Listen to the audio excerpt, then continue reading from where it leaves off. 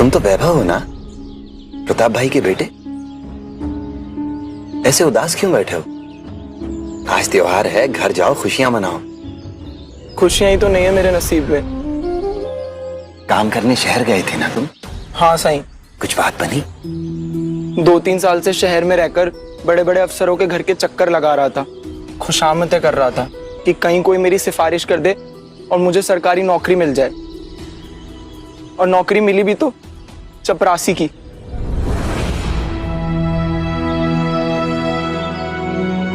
नौकरी मिली तो सही, खुश होना चाहिए तुम्हें, बधाई हो।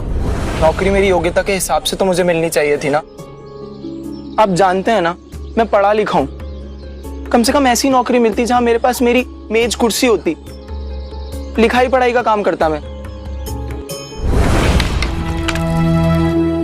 मुझे यहाँ लाकर आप तब से क्या ये लकड़ियां बीनने में लगे हुए हैं? बताइए ना क्या बताना था।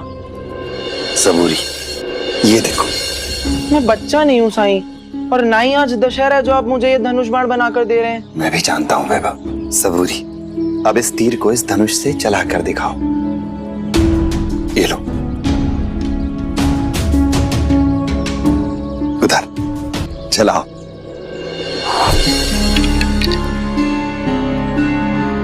क्या इस तीर को इस धनुष से बस इतनी ही दूर छोड़ा जा सकता है? नहीं साईं, अगर कोई जानकार इस धनुष को इस तीर से छोड़े, वो और दूर तक जा सकता है। इसका मतलब ये हुआ कि अगर ये तीर और ये धनुष ये अलग अलग लोग चलाएं, तो इनके परिणाम भी अलग अलग मिलेंगे। हाँ साईं, ठीक है, पर अब इस धनुष से और उस तीर से मेरी नौकरी का क्या संबंध? तुम्हारा तीर दूर तक इसलिए नहीं गया क्योंकि तुमने तीर को धनुष की प्रत्यंचा पर चढ़ाया तो, लेकिन प्रत्यंचा को खींच नहीं सके। इस तीर की ही तरह तुम्हारी नौकरी भी है। वो छोटी तो हो सकती है, लेकिन ये तो जरूरी नहीं कि वो प्रभावी ना हो, उसमें तरक्की का अवसर ना हो।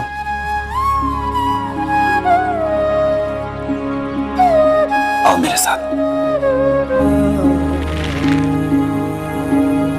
अगर तुम प्रत्यंचा को ऐसे खींच पाते तो ये तीर बहुत दूर तक जा सकता था, बहुत दूर तक।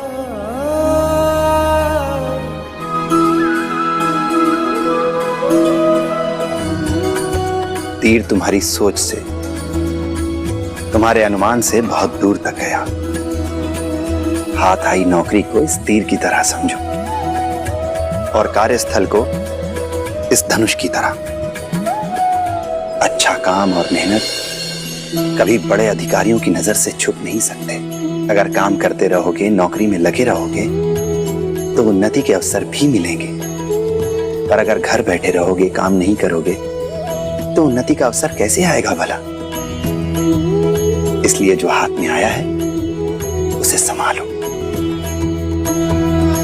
मैं समझ गया साईं, भले ही उस पद का नाम कुछ भी हो, अगर ऊंचाइयों तक जाना है तो पहली सीढ़ी चढ़कर ही जाया जा सकता है। अब मैं वही नौकरी करूंगा साईं।